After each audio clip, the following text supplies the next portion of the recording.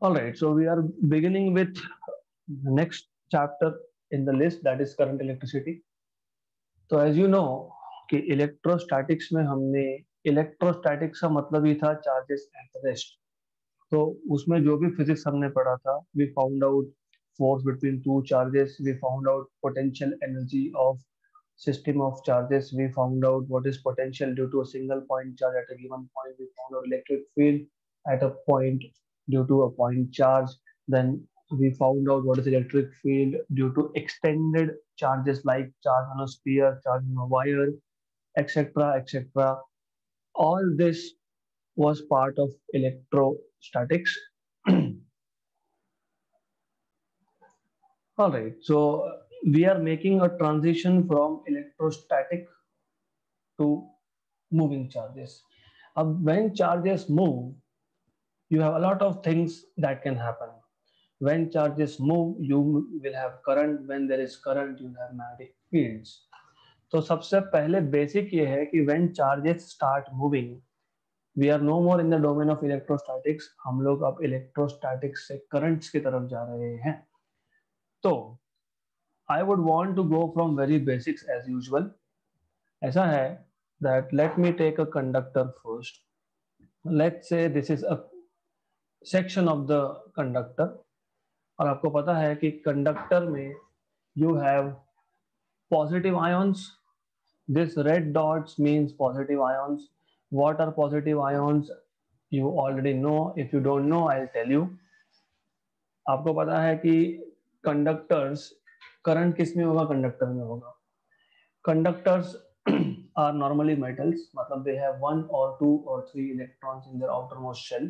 Valence orbit में एक या दो या तीन इलेक्ट्रॉन होंगे. अगर चार हुए तो सेमीकंडक्टर, पांच छह सात हुए तो बैड कंडक्टर्स इंसुलेटर्स, आठ हुए तो inert gases, right.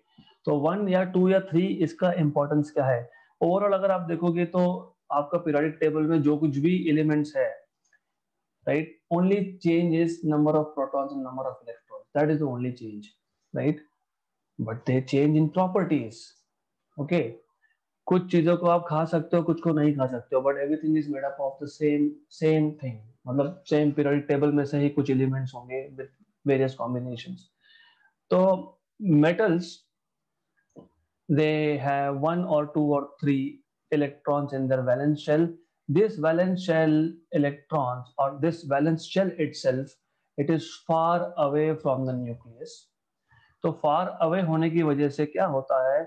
This one or two or three electrons are loosely bound to the nucleus because nucleus is positively charged and electrons are negatively charged. So there is attractive force, Coulombic attraction. But because they are far away, the Coulombic attraction is weak. तो normal मतलब room temperature पे the heat that is available is sufficient enough to remove this electron from the shell. तो अगर एक electron अपनी जगह से गया, विच मीन्स न्यूक्लियस में अब positive charge compare to number of electrons ज्यादा है, because normally you know any atom is electrically neutral. अभी एक इलेक्ट्रॉन निकाल दिया तो dominating charge will be positive, तो इसलिए इसको बोलते हैं positive ion. And because this positive ion are bulky, heavy. क्यों हेवी? एक तो न्यूक्लियस में न्यूट्रॉन्स और प्रोटॉन्स है, they are already more massive compare to electron. ऊपर से एक इलेक्ट्रॉन गया, बाकी तो है ही नहीं, so these are heavy. So at room temperature these positive ions have energy but they cannot move, they just vibrate about their mean position or equilibrium position. तो वो वाइब्रेट हो रहे हैं, वो वाइब्रेट हो रहे हैं. बट जो इलेक्ट्रॉन्स फ्री हुए, तो इसका मतलब जो कंडक्शन इलेक्ट्रॉन्स है वो वैलेंस शेल से आते हैं. तो जो इलेक्ट्रॉन्स फ्री हुए, they are free to conduct electricity. इसके लिए इसको कंडक्शन इलेक्ट्रॉन भी बोलते हैं.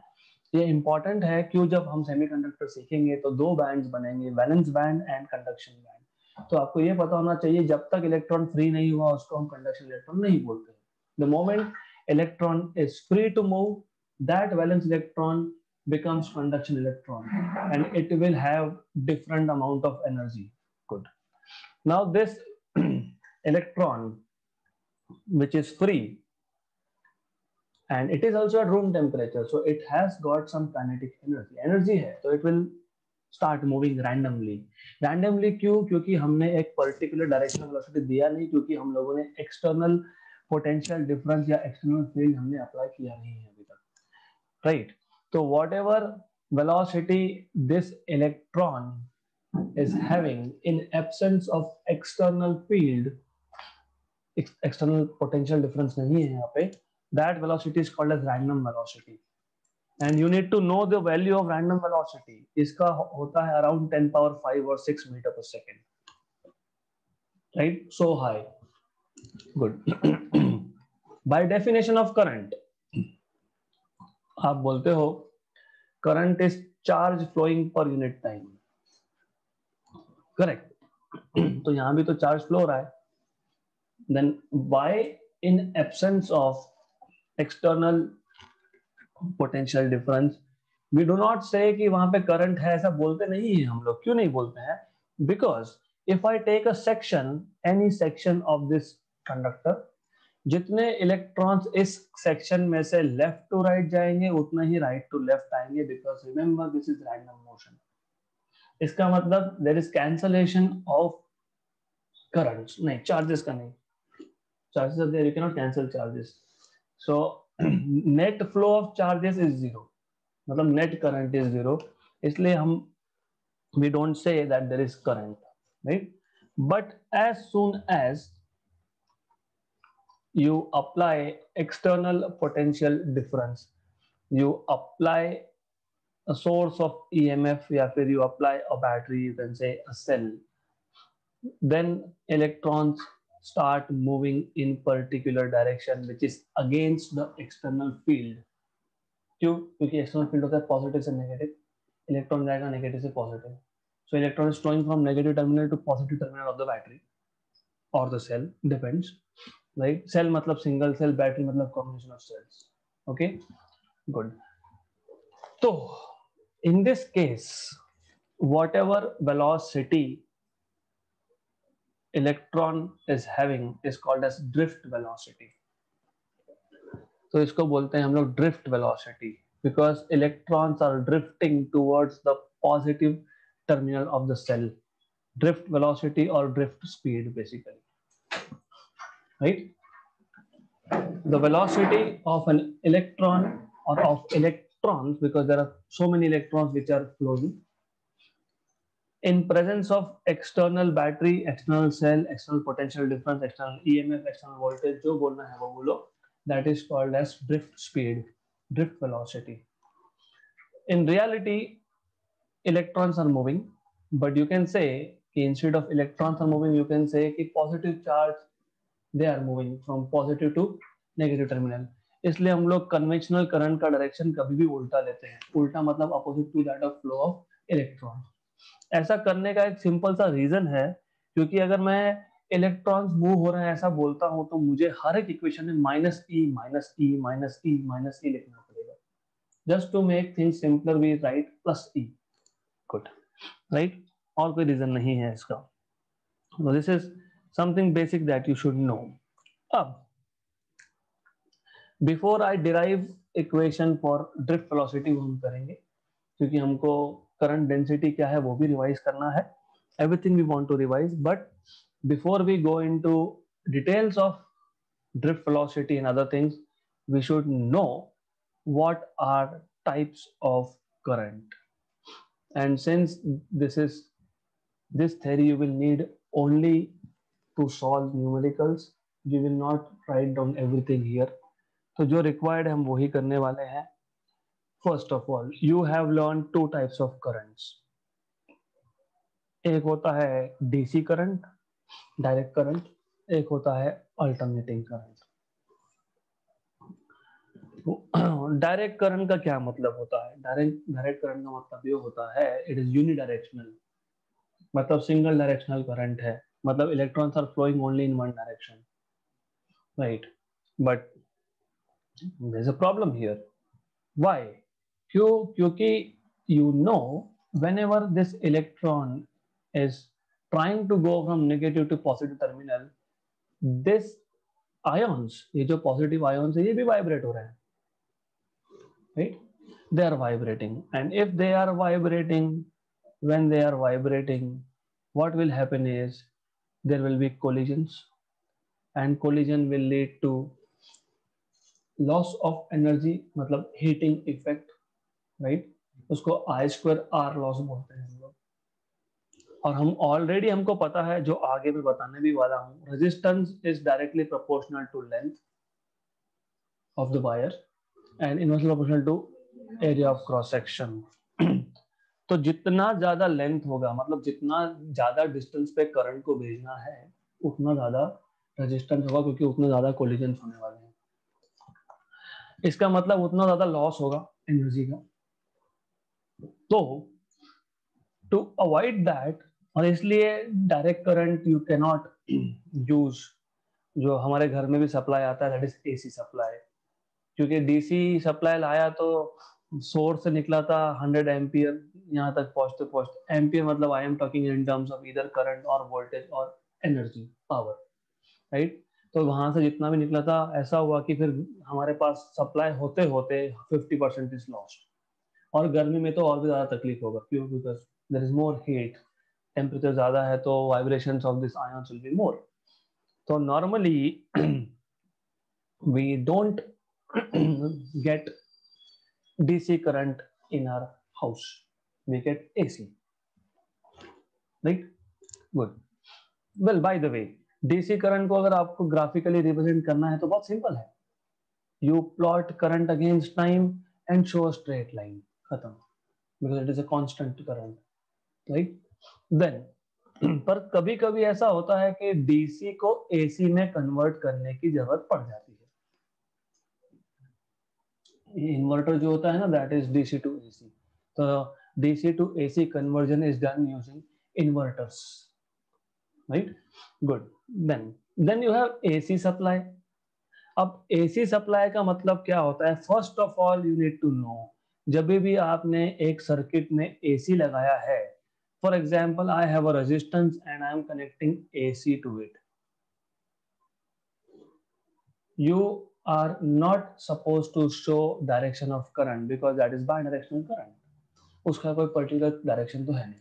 तो ये ऐसा एरो हेड लगाना मतलब आपको कुछ समझा ही नहीं है। गुड। और यहाँ पे भी नेगेटिव पॉजिटिव आप नहीं दिखा सकते। क्यों? क्योंकि जो प्लेट्स का पोटेंशियल होता है वो चेंज होते रहता है। इससे क्या हुआ? इससे ये हुआ कि जो इलेक्ट्रॉन था, it is actually not going from one terminal to other terminal. It started moving, वापस आया, but energy is getting transferred from one point to another. That is all what we needed, right? Good. तो AC, if you know, अगर आप AC supply देखोगे, voltage plot करो या current plot करो, एक ही बात है। फिलहाल वो लीड लैग वो आगे का पार्ट है, हम आगे देखेंगे। तो in this case, if you are plotting current against time, you will have positive cycle, half cycle, then negative half cycle. This is AC. Okay. Sorry. तो होता ऐसा है, many devices that you use in your house, they work on DC, और supply तो AC आ रहा है। तो AC से DC कन्वर्ट करने के लिए एक डिवाइस होता है जिसको आप बोलते हो रेक्टिफायर। फिर उसमें full wave rectifier, half wave rectifier, that is again वो फ्यूचर में हम देखेंगे with in next few weeks. तो AC से DC में कन्वर्ट करने के लिए you use rectifiers. This is done by using inverter. Well, average current in AC कभी भी एवरेज फुल साइकिल पे नहीं लिया जाता। 0 से पाई में एवरेज काउंट होता है। फुल साइकिल में लोगे तो 0 हो जाएगा, half cycle positive, half cycle negative, गया 0। तो एवरेज कभी भी हाफ साइकिल का लिया जाता है। वो एवरेज क्यों लिया? वो देखो, it is a sine wave, 0 से स्टार्ट हुआ, बढ़ते गया, then it will reach some peak value I0, then it will go again, it start decreasing, right?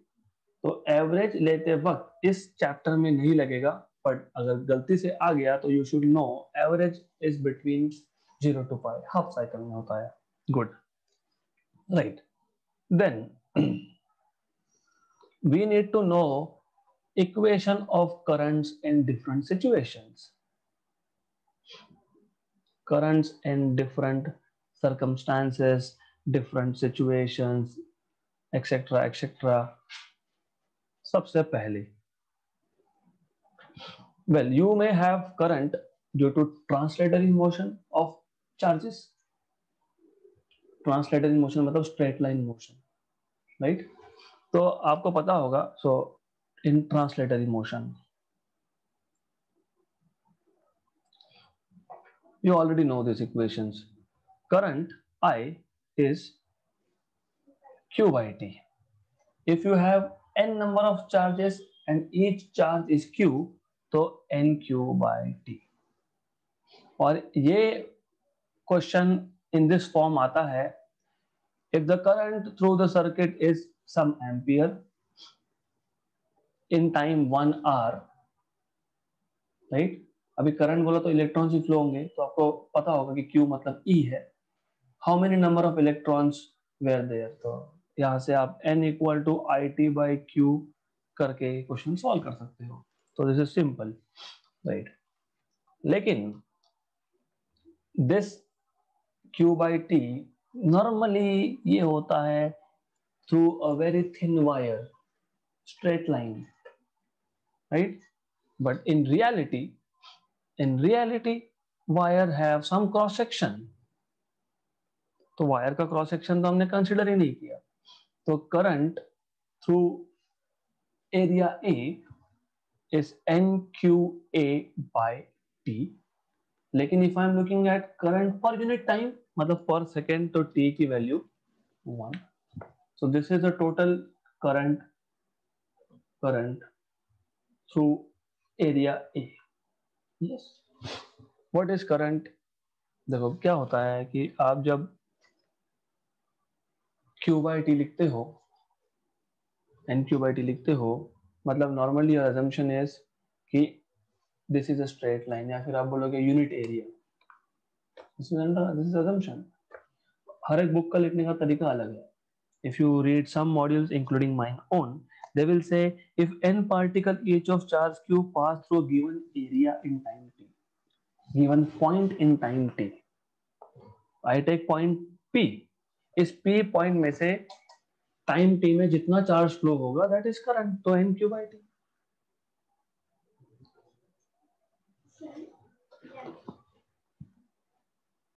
This is general equation of current. Charge flowing per unit time through a point, through area, through a volume. Charge per unit time. Total charge कितना है unit time में? तो this is, if you talk about charge flowing through a given area per unit time, तो आ जाएगा NQA. If you want, we will derive this little later. हम लोग करने वाले हैं, so it's not really very difficult. तो I'll tell you कि कैसे आता है equation. हम वैसे भी उसकी बात करने ही वाले हैं बाद में. तो we will talk about it very soon. तो दूसरा है सर्कुलर मोशन से भी आता है, या फिर उसको रोटेशनल मोशन भी बोलते हो. तो current in rotatory motion, normally it is in case of electrons moving in circular orbit around an nucleus. तो मेरे पास एक न्यूक्लियस है, उसके अराउंड एक इलेक्ट्रॉन फ्लो हो रहा है. यहाँ पे तो चार्ज ही मूव हो रहा है ना, तो you can find out current in this case. How do you find out current? Is the same thing. Current is charge upon T. Charge is E upon time period T. Time taken for the electron to complete one circle. Assuming कि ये जो circle है इसका radius है r. You know what is time? What is time? Velocity is distance upon time. Time is distance upon velocity. तो distance upon velocity. तो 2 pi r is distance in one time period. तो ये आ गया current का formula. But this current is when you have electron or charge moving in circles of radius r. Good. तीसरा है वो हम बाद में देखेंगे, because it is just Ohm's law. current when you apply potential difference across some resistor or external conductor, V equal to IR, I equal to V by R. That we will see. Right. Then,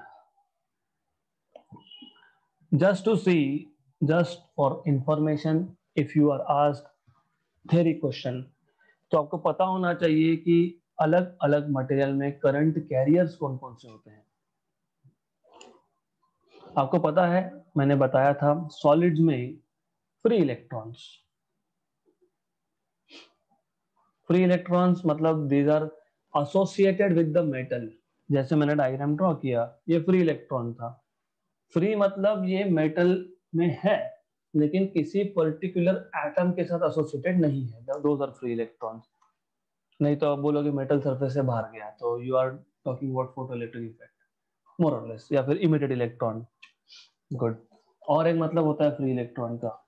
free electron का मतलब ये भी होता है कि it is not in any field. तो यहाँ पे पोटेंशियल एनर्जी भी जीरो हो जाएगा फिर. तो यहाँ पे जब मैं करंट इलेक्ट्रिसिटी में फ्री इलेक्ट्रॉन बोलता हूँ, मतलब मैं कंडक्शन इलेक्ट्रॉन की बात कर रहा हूँ. मतलब इलेक्ट्रॉन फ्री एटम से हुआ है, मटेरियल से नहीं. Right. Good. Then you have liquids. Liquids में ions, positive and negative ions.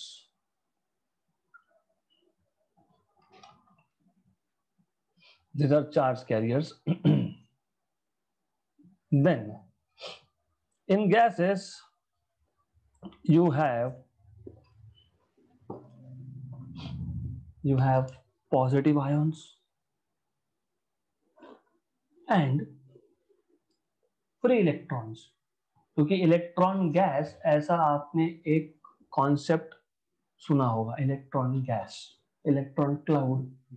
तो वो you may have electrons and those electron behave like gas. तो यहाँ पे फ्री इलेक्ट्रॉन्स भी कंडक्शन करते हैं.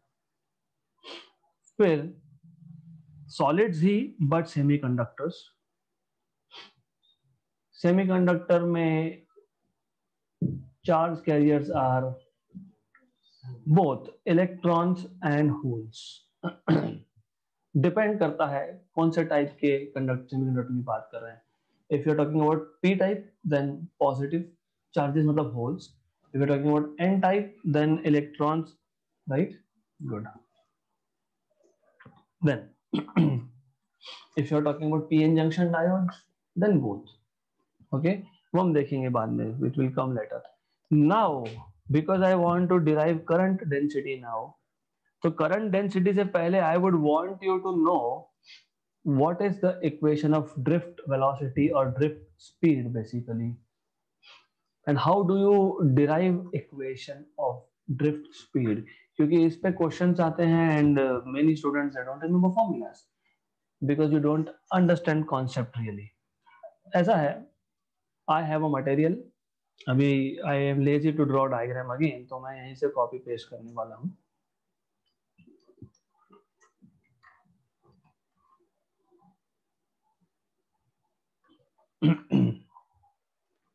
तो ओके, वी हैव, और ड्रिफ्ट बोला है तो फिर हमको सेल लगाना ही पड़ेगा. Right. Let us say we have n number of charges electrons per unit volume. दिखाने के टाइम हम एक ही फेज दिखा रहे हैं, but in reality you know this is 3 dimensional. ऐसा एक होगा हमारे पास कुछ मटेरियल. तो अगर मैं यूनिट वॉल्यूम लेता हूं, यूनिट वॉल्यूम मतलब 1 सेंटीमीटर क्यूब में कितने चार्जेस, 1 मीटर क्यूब में कितने चार्जेस, 1 मिलीमीटर क्यूब में कितने charges, that is n number of charges per unit volume. Right. Good. So small n is number of charges per unit volume, or length of this conductor is L, area of cross section is A. Right. So to derive this is very simple thing. I just want to keep notations same everywhere. What is the total charge flowing through any section A. मैं बोल रहा हूं कि यहां से current pass हो रहा है, यहां से चार्जेस बाहर आ रहे हैं बेसिकली। एन टोटल चार्ज बोल रहा हूं मैं, what is the total charge flowing through section A. N q, this is total charge, this is what you are saying. Total charge की बात कर रहा हूं मैं, थोड़ा सोचो logically. N q A by L कहां से आएगा, small n is per meter cube, तो per meter cube charge is coulomb, area is meter square, तो लेंथ से मल्टीप्लाई करोगे तब जाके ये डायमेंशनली चार्ज होगा कि नहीं। तो total charge through any section cross section A is n q A L, ये आ गया आपका total charge, where small q is charge on each electron. अगर इलेक्ट्रॉन की बात कर रहे हो तो I will change notation, I put E here. These are the total number of electrons flowing through that section A, total charge through that area A। यहाँ तक clear, क्योंकि दिस इज बेसिक, ये समझेगा तो आगे ड्रिफ्ट वेलोसिटी का equation आएगा, current density का इक्वेशन यहाँ से आएगा। गुड। अब what is the time taken, क्योंकि हमको पता है करंट क्या होता है Q by T।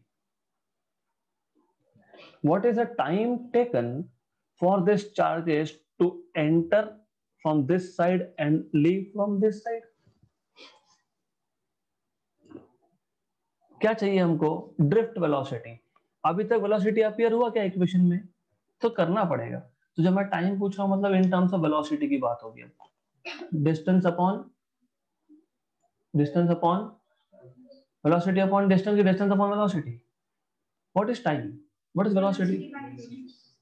Velocity is distance upon time, time is distance upon velocity.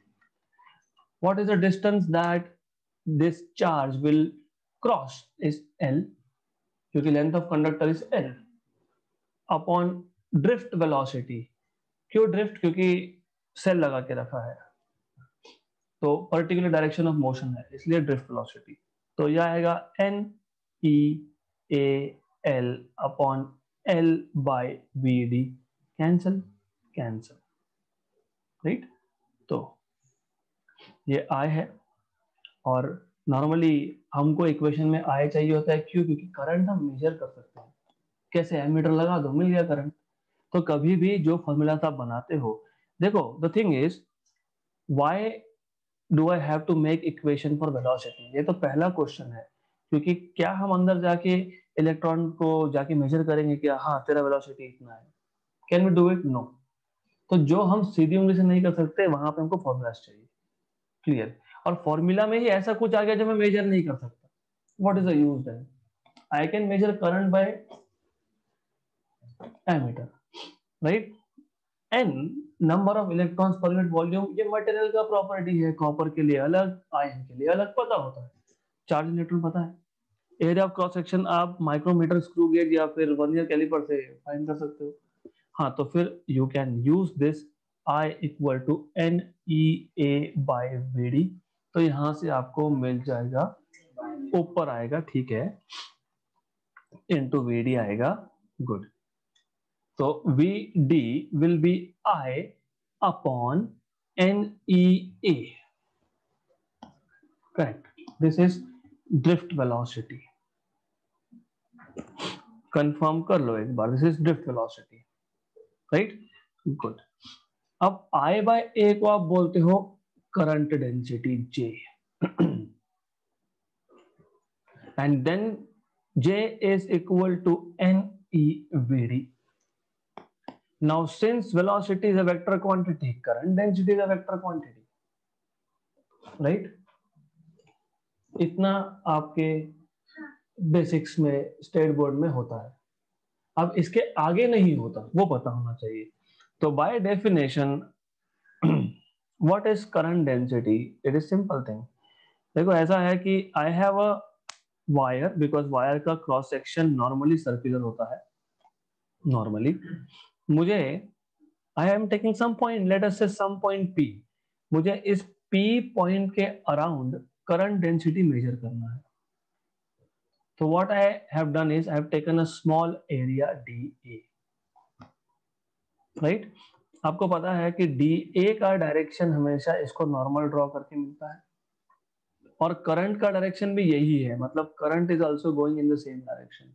I will say this is N bar या N cap direction, whatever it is, N cap direction ही है, right? So by definition, how much is the current through this small area? That is current density. So current density J bar in reality is defined as DI by DA N cap, right? Good. अब it is not always true, जरूरी नहीं है कि हमारे पास ऐसा situation होगा हमेशा. You can have something like this. ये वायर का क्रॉस सेक्शन जो है ये ऐसा काट दिया हमने, अभी करंट तो अभी भी ऐसा ही फ्लो हो रहा है, बट नाउ दिस एरिया जो मैंने स्मॉल एरिया लिया, इसको अगर मैं परपेंडिकुलर ड्रॉ करता हूं तो ये आ गया DA बार का डायरेक्शन, क्योंकि वेक्टर सरफेस एरिया का डायरेक्शन हमेशा उसको नॉर्मल ड्रॉ करके मिलता है, और करंट का डायरेक्शन तो यहाँ पे है, या फिर ये एन कैप का डायरेक्शन है. Now in this case current density J bar will be equal to DI upon component of DA in the direction of I. और ये एंगल अगर थीटा है, if this angle is theta, so this will be DA cos theta. तो this will be DA cos theta. तो जैसे आपने flux define किया था वैसे ही है ये. फ्लक्स क्या था? Number of lines passing normally through a given area.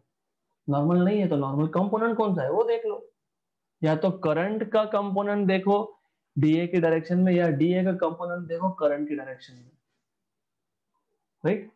This is current density. Clear? तो this is all you need to know about current density. और करंट डेंसिटी के अल्टरनेट बहुत सारे इक्वेशंस आते हैं, जैसे J is equal to sigma E, where sigma is conductivity, E is electric field, right. तो ऐसे बहुत सारे इक्वेशन है, और आपको पता है कंडक्टिविटी इज 1 अपॉन रेजिस्टिविटी, तो E बाय रो. गुड, यहां तक शुड बी वेरी क्लियर. तो हमने क्या किया, ड्रिफ्ट वेलोसिटी का इक्वेशन डिराइव किया. ड्रिफ्ट वेलोसिटी का इक्वेशन कहां से आएगा? करंट के डेफिनेशन से आएगा. करंट का डेफिनेशन क्या है? Charge upon time. How much is the charge flowing through a given area of cross section is n. n मतलब how much charges electrons per unit volume are available, क्योंकि उस पर depend करेगा ना. जितने ज्यादा इलेक्ट्रॉन्स पर यूनिट वॉल्यूम होंगे उतना ज्यादा चार्ज फ्लो होगा. तो अगर ऐसा नहीं होता तो फिर कॉपर की वायर क्यों यूज करते हैं? फिर तो कोई भी मेटल यूज करो. How much current you have depends on how many number of electrons per unit volume are there. जितना ज्यादा चार्जेस अवेलेबल है उतने ज्यादा चार्जेस पर यूनिट टाइम में उस एरिया से क्रॉस होंगे. तो एन पे तो डिपेंड करेगा ही, तो चार्ज पे भी डिपेंड करेगा, मतलब ई पे भी डिपेंड करेगा ही. और एरिया में कम लेता हूं तो लेस चार्जेस विल फ्लो. मैंने एरिया बढ़ा दिया वायर का तो मोर चार्जेस विल फ्लो, मतलब ए पे भी डिपेंड करेगा, डायरेक्टली प्रोपोर्शनल होगा. You know how do you remember? वैसे ये डिराइव करने की जरूरत ही नहीं है आप लोगों को. Why do you want to derive this? I don't know. It is simple thing. मेरे पास एक वायर है, मुझे देखना है कि उसका एरिया ए है, इसमें से करंट कितना है. I give a simple trick to remember. I want to know how much current is there in this wire, or how much charges are flowing through this area per unit time. Correct. तो ऐसा है, कितना current होगा? Current किस पर depend करेगा? Charge कितना available है. चार्ज किस पर डिपेंड करेगा? Number of electrons per unit volume कितना है इनटू नंबर ऑफ इलेक्ट्रॉन्स. जितने ज्यादा नंबर उतना ज्यादा current, simple. Then it will depend on area of course, जितना एरिया ऑफ क्रॉस सेक्शन ज्यादा ले रहे हो उतना ज्यादा चार्जेस फ्लो होगा, उतना ज्यादा करंट मिलेगा। अभी अगर मैंने पहले इलेक्ट्रॉन्स को स्लो भेज रहा था, मैं I was sending this electron slowly, मतलब यूनिट टाइम में यहां से कम चार्जेस फ्लो होंगे, and now if I increase the speed there will be more electrons flowing through the same area in same time. मतलब वेलोसिटी पे भी depend करेगा। आ गया ड्रिफ्ट वेलोसिटी का इक्वेशन, यही तो है, I equal to VD and EA।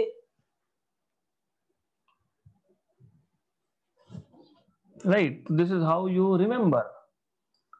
हर चीज को डिराइव नहीं करना होता है, we need to understand few things. Good, तो आई होप ये क्लियर है। नाउ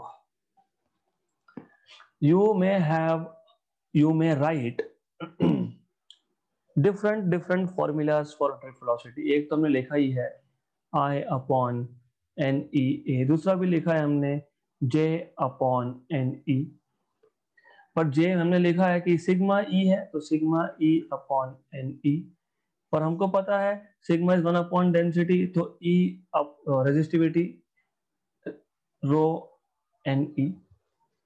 तो ये आपके 4-5 आ गए, राइट। और आपको पता है electric field is potential per unit length, potential difference per unit length, तो V बाय L, तो V बाय L, E की जगह पे V by L rho NE।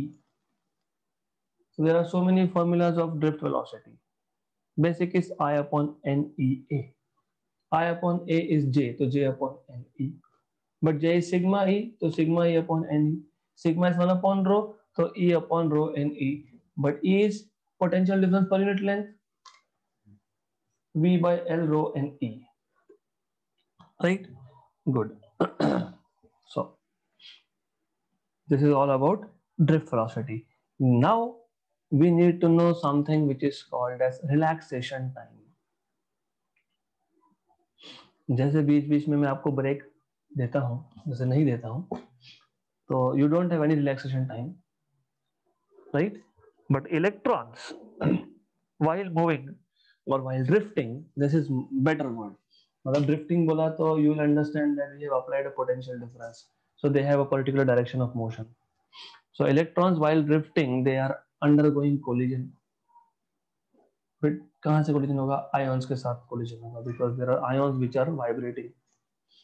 The time interval between successive collisions is called as relaxation time, denoted by tau.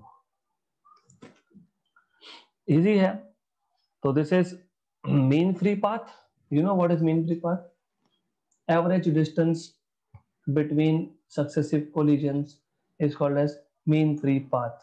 Mean क्योंकि average ले रहा हूं मैं, right? So it is mean free path which is denoted by lambda upon dimensionally time करने के लिए ये time है, मतलब सेकेंड में है, या डिस्टेंस है मतलब मीटर में है, तो नीचे मीटर पर सेकेंड ही होना चाहिए, तब जाके डायमेंशनली करेक्ट होगा। मतलब नीचे क्या आएगा? Velocity, you may say drift velocity. Relaxation time is the time between successive collision, right? So that is relaxation time, तो ये पता होना चाहिए। Then you should know mobility also. और बाय द वे जो मोबाइल फोन यूज करते हो ये इसी से आता है, मोबिलिटी, ईज ऑफ मोशन। पहले लैंडलाइन फोन थे, you can not carry anywhere, right? Then नया टाइप का फोन आया जो कहीं भी ले जा सकते थे, तो आपने बोला mobile phone, mobile, because it is easy for motion. फिर वो सेल पे चलता है तो सेल फोन, राइट? तो मोबिलिटी यहाँ पे भी मतलब वही है, मोर और लेस। मतलब क्या है इसका? How easily electrons can drift, how easily electrons can move. अब लॉजिक है ना, लॉजिकली ये है, मैं जितना पोटेंशियल डिफरेंस बढ़ाऊंगा उतना इजीली मूव होंगे। तो आपने अभी बताया E is V by L, आप ही ने बताया ना, ये E is V by L, right? तो इलेक्ट्रॉन्स को ईज ऑफ मोशन कब होगा, जब जितना ज्यादा आप पोटेंशियल डिफरेंस अप्लाई करोगे या फिर जितना ज्यादा आप इलेक्ट्रिक फील्ड अप्लाई करोगे, क्योंकि potential difference is directly proportional to electric field, right, है ना। right. तो मोबिलिटी का इक्वेशन जब आप लिखते हो, you should know drift velocity will be proportional to potential difference, but potential difference is proportional to electric field, right?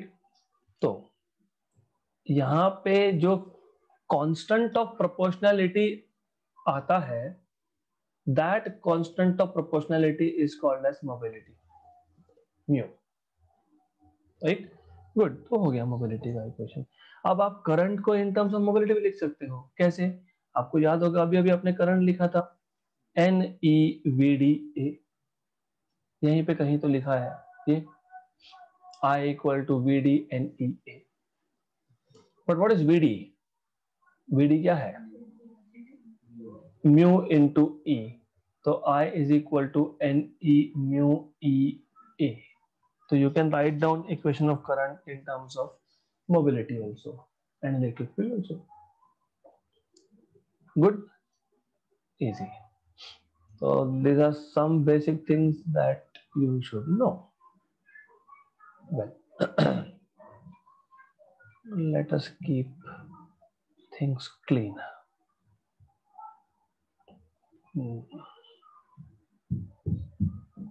I don't like this.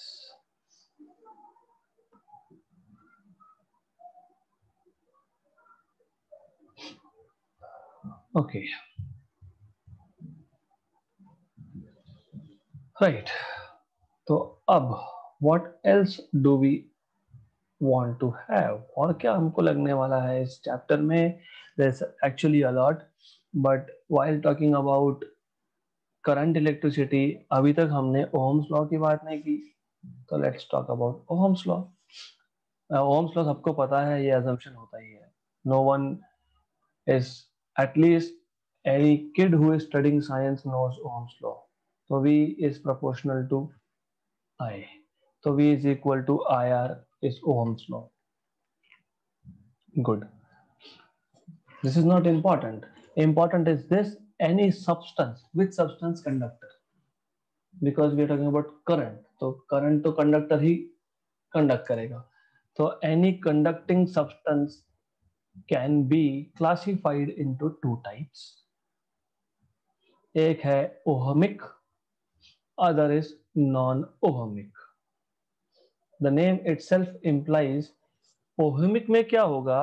ohmic में ये होगा कि when you plot a graph of voltage against current, it is linear graph.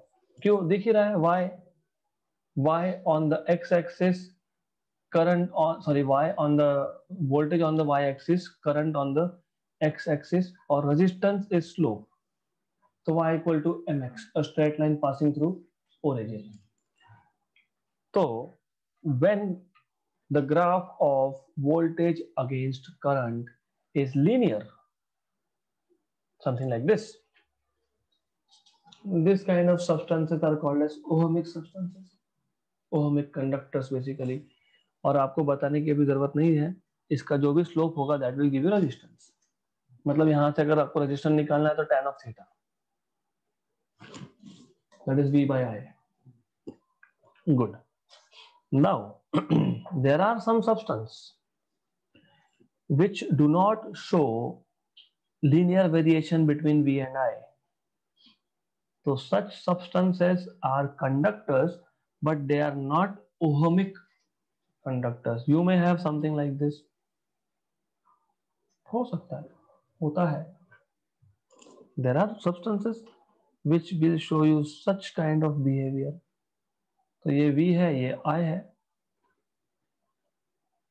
अब what is happening is, यहाँ पे हो क्या रहा है? यहाँ पे ये हो रहा है, resistance is not constant, resistance is changing.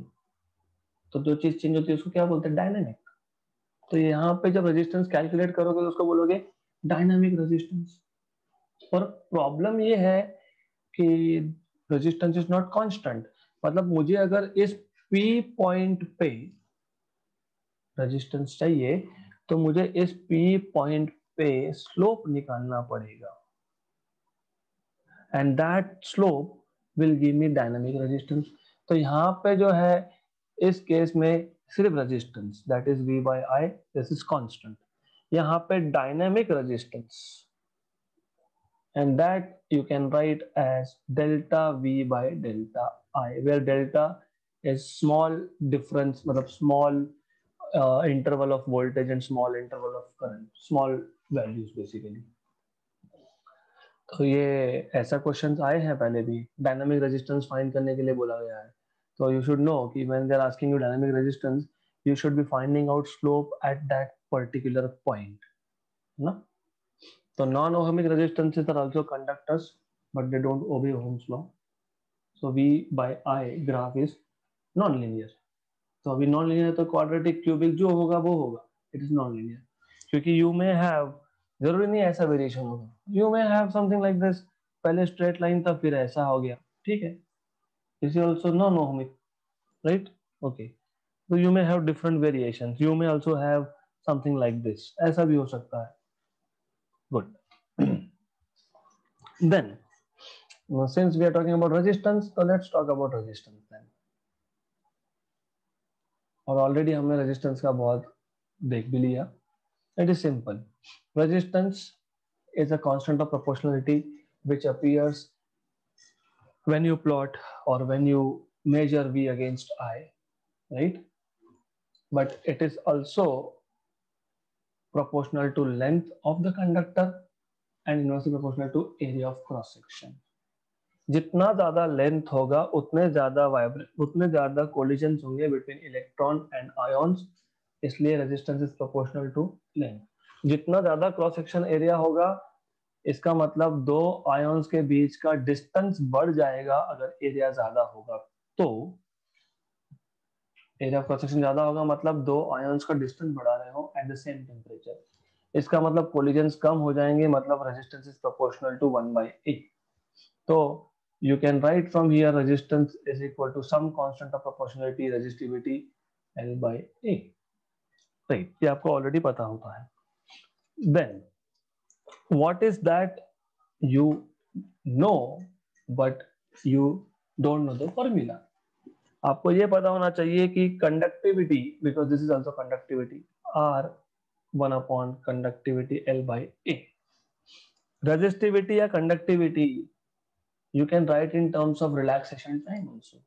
So you can write conductivity का फॉर्मूला पता होना चाहिए, but conductivity is n e square tau, where tau is relaxation time, upon mass m, where this m is mass of moving charges, right? Good. So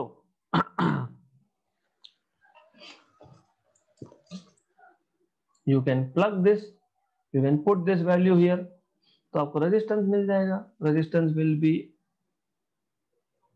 m upon n e square tau L by A। ये आ गया आपका formula for resistance in terms of relaxation time, तो ये पता होना चाहिए। Then I should not be asking this, but I want you to answer what are dimensions of resistance, dimensions of R, dimensional formula for R।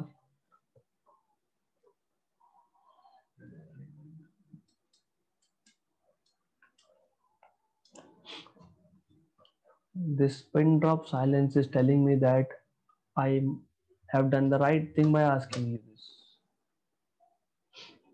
What is R?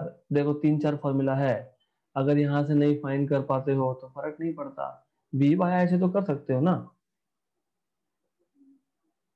V क्या था अभी आपने बताया, E is V by L, तो V क्या है, E into L, तो E into L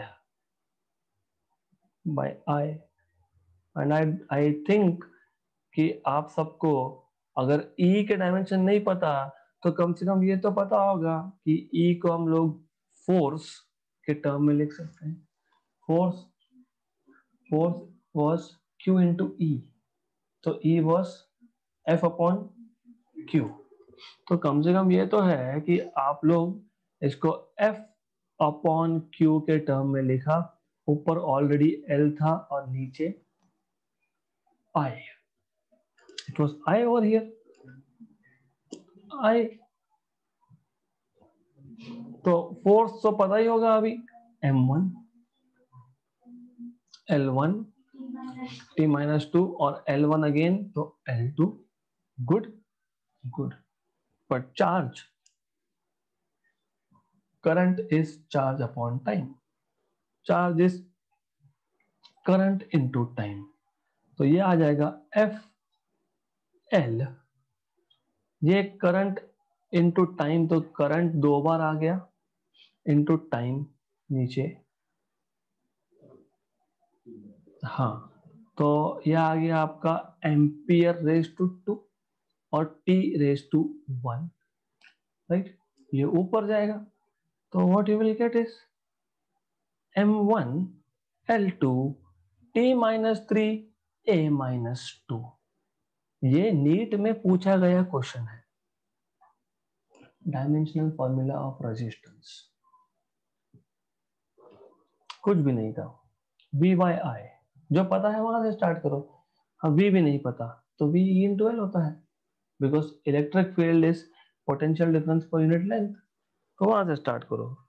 तो इलेक्ट्रिक फील्ड नहीं पता तो force upon Q, Q is current into time, करके यू डिराइव्ड रेजिस्टेंस का डायमेंशन, और वही आएगा। है क्या, देखते हैं इसमें M1 L2 T-3 A-2, correct है।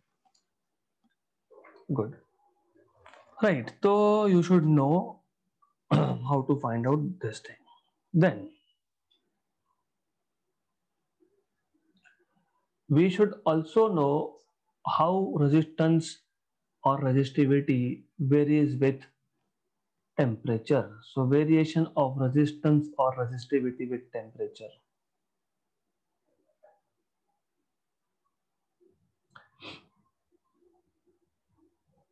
अगर आपको बेसिक्स पता है, बेसिक्स मतलब हमने ये देखा था जब हम मेटल को हीट करते हैं, तो if you are talking about mechanical properties of matter, मतलब आप हीट करोगे तो लेंथ बढ़ेगा। आपको पता है थर्मल एक्सपेंशन होता है, तो आपको याद होगा आपने ऐसा लिखा था कि length at temperature T is initial length, मतलब at 0 degree celsius 1 plus alpha delta T। फिर हमने वॉल्यूम मतलब एरिया भी देखा, हमारे पास रॉड था, रॉड को हीट किया, लेंथ बढ़ा तो ये फॉर्मूला आया।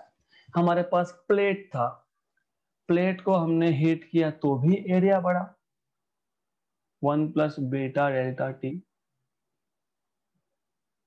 राइट। हमारे पास क्यूब था या फिर स्पीयर था, उसको हीट किया तो भी you had increase in volume, gamma delta T। Alpha was called as coefficient of linear expansion, beta was called as coefficient of superficial या फिर aerial expansion, gamma was called as coefficient of volume expansion। यहाँ तक clear. देखो जब जब temperature के साथ जो भी चीज बढ़ेगी बीच में प्लस आएगा, फॉर्मूला सेम रहेगा। तो resistance at higher temperature T is equal to initial resistance 1 plus alpha delta T, same thing, right, correct. सिर्फ सेमीकंडक्टर्स में उल्टा होता है, सेमीकंडक्टर में टेम्परेचर के साथ रेजिस्टेंस कम होता है क्योंकि कंडक्टिविटी बढ़ती है, क्योंकि मतलब charges are more available for motion, तो वहां पे माइनस आएगा बीच में, बाकी जगह पे प्लस प्लस प्लस। जो भी चीज टेम्परेचर के साथ बढ़ेगी बीच में प्लस।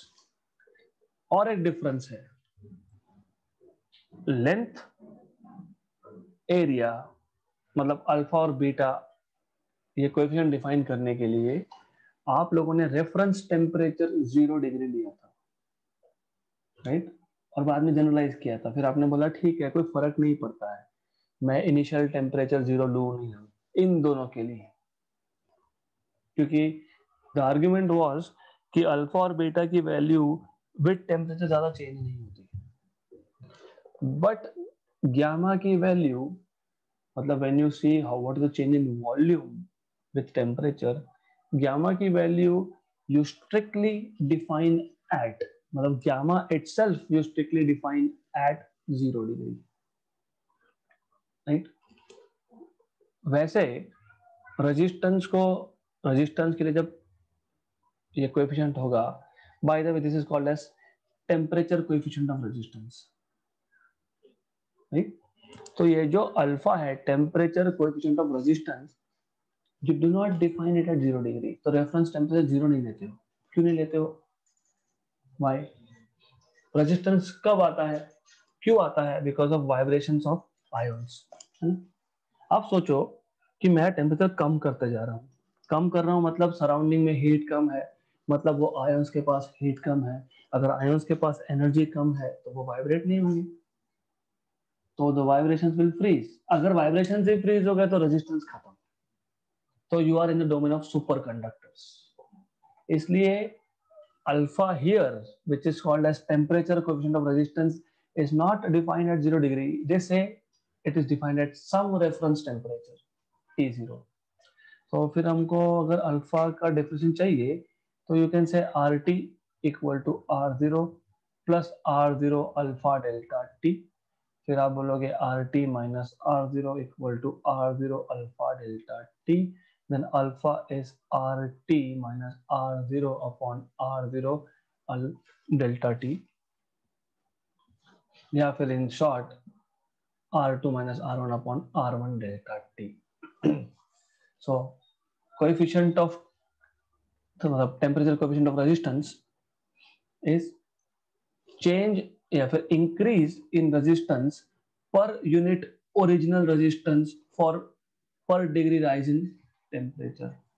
तो डायमेंशनली बात करोगे आप, तो रेजिस्टेंस रेजिस्टेंस के डायमेंशन तो खत्म हो गए, मतलब पर डिग्री सेल्सियस या फिर पर केल्विन आएगा, right.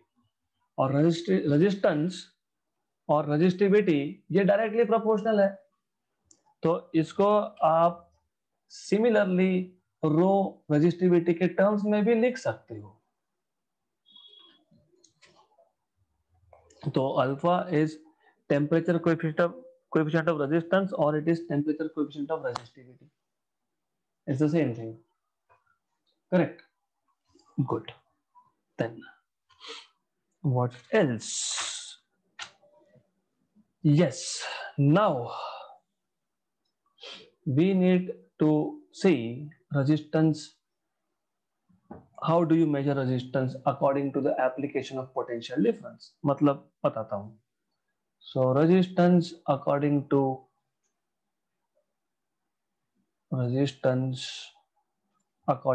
applied potential difference.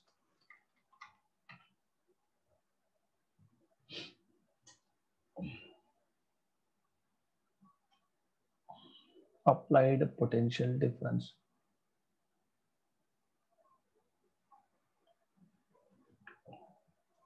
So what we are going to do is we are going to take a material मतलब substance, एक प्लेट के फॉर्म में या we'll take 3 dimensional better, length, breadth and thickness।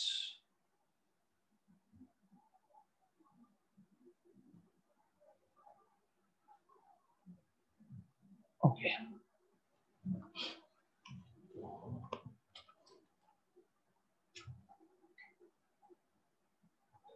good enough। तो ऐसा हमारे पास एक slab है, राइट। लेट मी से सम नेम्स ए बी, और ये साइड आ गया आपका सी, समथिंग लाइक दैट, जो भी होगा देख लेंगे बाद में। तो कॉपी पेस्ट अगेन,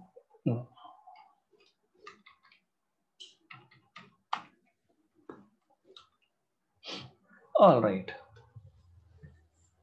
अब डिपेंड करेगा कि आपने पोटेंशियल डिफरेंस कौन से फेसेस के अक्रॉस लगाया है, उस पर रेजिस्टेंस डिपेंड करेगा।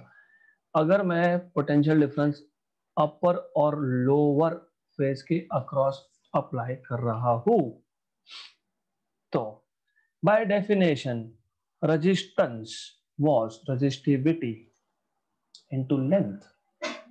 लेंथ क्या होगा यहाँ पे, बी अपॉन एरिया, ए इंटू सी, मतलब ये ऊपर का जो एरिया होगा वो ए इंटू सी। इस केस में मान लो I am applying to the back and the front face, तो resistance will be what, resistivity of the material C upon A B. और यहाँ पे if I am applying potential difference to the side faces, then resistance will be rho A upon BC. So while solving numericals, you need to pay attention to this. L by A, लेकिन L is the length of the plates between which you have applied potential difference, and A is the area of cross section, क्योंकि दो section होते हैं। Cross मतलब आप length के perpendicular काट रहे हो उसको, क्रॉस सेक्शन। दूसरा होता है longitudinal section, you are cutting along the length. Okay, तो ध्यान देना, accordingly you will need. Then अब जो हमने ये अल्फा यहाँ पे डिफाइन किया था, अब अल्फा भी depending on state of matter, मतलब whether you are talking about solids, liquids और gases. If you are talking about solids, which kind of solid? Are we talking about conductor, non-conductor, semiconductor? So alpha can have different values. So values of alpha. Alpha was temperature coefficient of resistance. पहला, if I am talking about metal, what do we expect? Metals में क्या होता है? Temperature के साथ resistance बढ़ता है, कम होता है, कांस्टेंट रहता है, बढ़ता है। Why? Because vibrations will be more, तो it is always positive, greater than 0. Actually I should be writing it as very greater than 0, large and positive. Okay, so alpha is greater than 0. Then solids but non-metals, what happens? कोई फर्क नहीं पड़ता, constant, कोई फर्क नहीं पड़ता। Plastic को तुम हीट करो मत करो, क्या फर्क पड़ेगा? It's not a conductor, so alpha is 0. Doesn't make any difference. So resistance is independent of temperature. Alpha की वैल्यू 0 होने का मतलब ये होता है यहां से resistance is independent of temperature. तीसरा, इफ आई हैव सेमीकंडक्टर, मैंने अभी बताया semiconductor in fact starts conducting with increase in temperature, so it is a bad conductor at 0 degree, but at higher temperature it is good conductor, मतलब it is less than 0. alpha is less than 0, negative value। ऐसा क्यों होता है? You will understand this when we will be doing semiconductors, because then electrons jump from valence band to conduction band if you are talking about particular type of semiconductor. Then there are so many cases, but I will not talk all about this. So ठीक है, this is sufficient for you to know. Just one case that I want you to know is superconductors. Very important. Future में whenever the world will change, superconductors will play a very important role, very important role. क्यों? Resistance ही नहीं है। Resistance नहीं है का मतलब समझता है? लॉस ऑफ पावर छोड़ दो, रेजिस्टेंस का मतलब ये होता है कि मैंने एक बार फैन का बटन चालू कर दिया, फिर बंद कर दिया, चल ही रहा है वो। That is what it means, no resistance, no resistance. Right. तो basically there are lot of things that you can do, magnetic levitation, जो बुलेट ट्रेन में जो टेक्नोलॉजीज होती है, तो they are all dependent of superconductors. तो I want you to at least know graph of superconductors होता क्या है, पहले वो समझ लो। ऐसा है, यू ऑलरेडी नो। अब ग्राफ ऑफ व्हाट, रजिस्टिविटी या रेजिस्टेंस अगेंस्ट टेम्परेचर। हमको क्या पता है कि कंडक्टर्स में जब टेम्परेचर बढ़ाएंगे तो रेजिस्टेंस बढ़ेगा, है ना। तो ऐसा ऐसा ग्राफ है, समझ लो। It's not required that you have linear graph, क्योंकि ये V by I नहीं है, ये this is change in resistance with temperature, and nowhere you have seen any equation which is proving कि resistance will change linearly with temperature या resistivity will change linearly with temperature। तो temperature जैसे बढ़ेगा resistivity बढ़ेगी, है ना। तो temperature की वैल्यू यहाँ पे मान लो 20 डिग्री थी, यहाँ पे 21 डिग्री है, तो टेम्परेचर बढ़ा तो रेजिस्टिविटी भी बढ़ी। या तो उल्टा बोल सकते हो, उल्टा ऐसा बोल सकते हो कि जैसे जैसे टेम्परेचर कम हो रहा है रेजिस्टिविटी कम हो रही है। Then there comes a particular point at which suddenly resistivity goes to zero.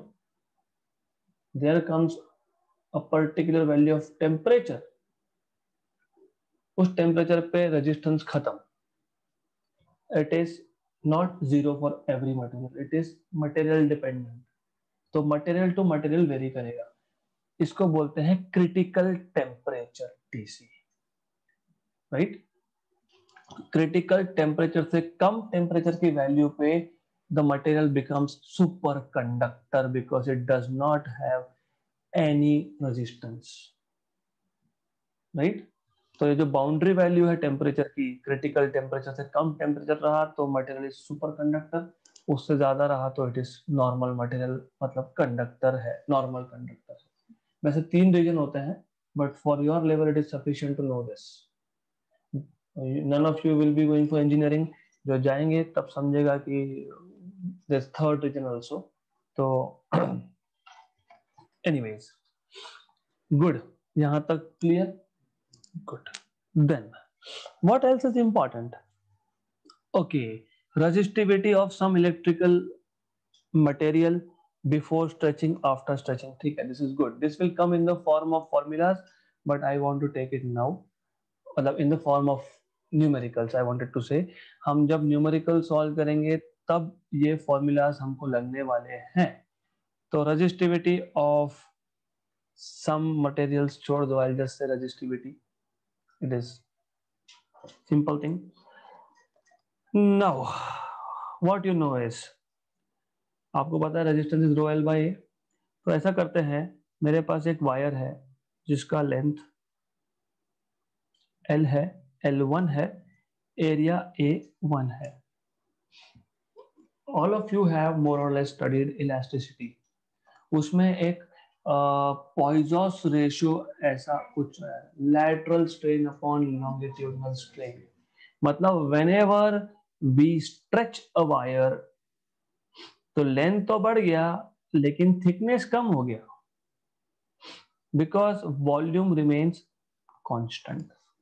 मतलब initial volume, this is volume, is equal to final volume. और वॉल्यूम क्या होता है सिलेंड्रिकल वायर का, A into L, area into length. How do find volume, आप area लेते हो उसको लेंथ से मल्टीप्लाई करते हो, हाँ मतलब पाई स्क्वायर, लेकिन एरिया इंटू एल। तो ये क्या आएगा, A1 L1 equal to A2 L2। Good, good, right. तो जब L1 लेंथ था, एरिया A1 था, तो रेजिस्टेंस R1 था, बाद में रेजिस्टेंस R2 हो गया। और हमको पता है resistance is proportional to length by A। तो जब मैं रेशियो लूंगा तो I will be getting R1 by R2 equal to L1 by L2, A2 by A1। But यहां से because volume was constant, I have A2 by A1 is equal to L1 by L2। मतलब मुझे resistance मिल गया सीधा सीधा, L1 by L2, A2 by A1 again L1 by L2, मतलब L1 by L2 का square. Right, good. इसका मतलब ये, अगर आपको लेंथ की इंफॉर्मेशन दी है तो you can directly say proportional to L square, right. तो your time, if length is given then you can directly do this. बोल सकते हैं ना, initial length was 10 metre, after stretching the wire it becomes 12 metre, है ना। What is the final resistance given that initial resistance is 10 ohm, R2 by R1 equal to L2 by L1 का square, R2 equal to L2 by L1 square into R1। L2 12 था, नीचे 10 था, 12 by 10 का square 144 by 100, और R1 10 था, तो 144 by 100 into 10, 144 by 10, 14.4 ओम। 10 का 14.4 हो गया। हाँ, तो लेंथ बढ़ेगा तो रेजिस्टेंस बढ़ेगा ना। हाँ, तो 10 का 14.4 हो गया। तो I just use some numbers randomly. तो ऐसा है, इफ L इज गिवन, जरूरी नहीं हमेशा L देंगे। अगर A दिया है तो फिर इसको आप लिख सकते हो। देखो अभी ऐसा है कि L1 बाय L2 क्या है, A2 बाय A1। हाँ, तो फिर A2 बाय A1, तो R is proportional to 1 by A square if A is given, but area is pi R square, pi R square. तो इसको आप ऐसा भी लिख सकते हो, pi R two square upon pi R one square, pi pi cancel, R two by R one square का square होगा ये स्क्वायर होगा, ये भी स्क्वायर होगा, भूलना नहीं, करेक्ट। तो ये बेसिकली आएगा आपका रेस टू 4, मतलब resistance is inversely proportional to radius raise to 4, मतलब डायमीटर रेस टू 4, क्योंकि radius and diameter proportional to each other, simple सी बात है वो। if R is given or D is given,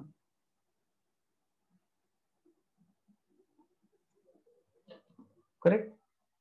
हाँ, तो ऐसा सॉल्व कर सकते हैं, फर्स्ट हो जाएंगे क्वेश्चन सॉल्व। अब बाकी तो फिर हम लोग in the form of numericals करने ही वाले हैं। What happens if, for example जैसे इन्होंने बोला है कि एरिया ऑफ क्रॉस सेक्शन को मैंने अगर 1/n टाइम कर दिया, I had initial area as 10 metre square, अभी मैंने 5 मीटर स्क्वायर कर दिया, मतलब हाफ कर दिया। तो वैसे 1/4 कर सकते हैं हम लोग 1/8 कर सकते हैं, तो वो we will see that when doing numericals. Good. Then what we need to know is B B Roy of Great Britain, right. वो तो पता ही है सबको, B B Roy of Great Britain, very good wife, wears gold silver something something no colour, ऐसा कुछ तो बनाते हैं वो। तो if you are given colour coding, colour coded resistors, they are outdated by the way, लेकिन अगर आपको क्वेश्चन दिया है तो सॉल्व करना पड़ेगा, यू शुड नो। और बहुत जगह पे मिलेगा भी, अगर आपको देखना है तो यहीं पे एक शॉप है, वहां पे मिल जाता है रजिस्टर वो, normal small very small cheap thing. तो रजिस्टर होता है made up of some material,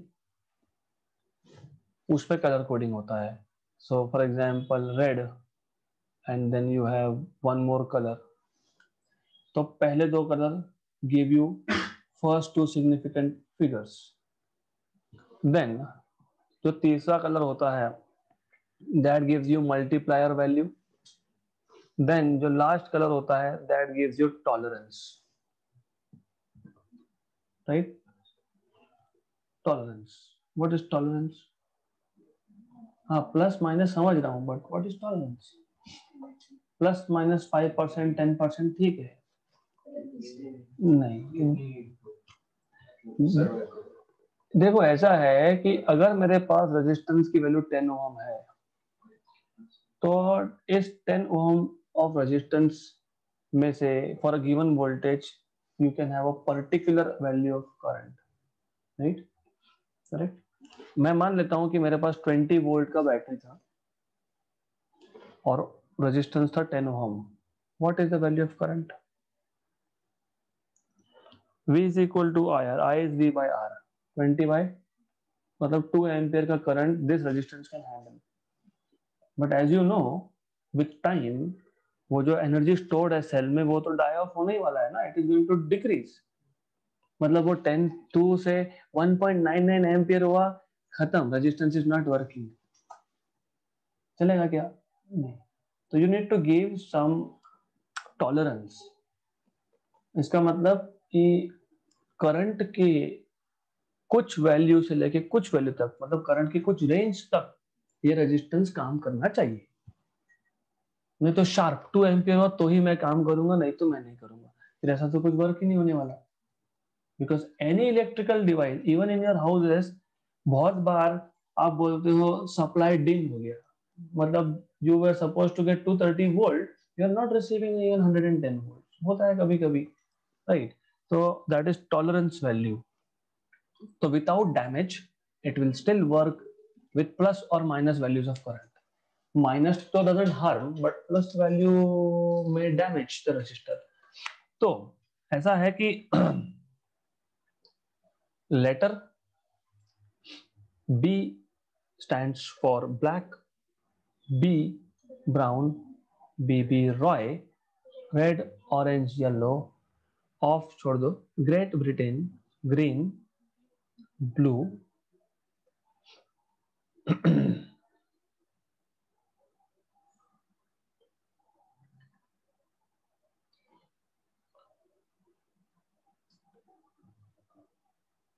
very good, ऐसा बोलते हैं, गुड ग्रेड जो भी है, वाइफ, वो I don't have space here now, wife, ठीक है, मैं लेटर भी हटा देता हूं यहां से।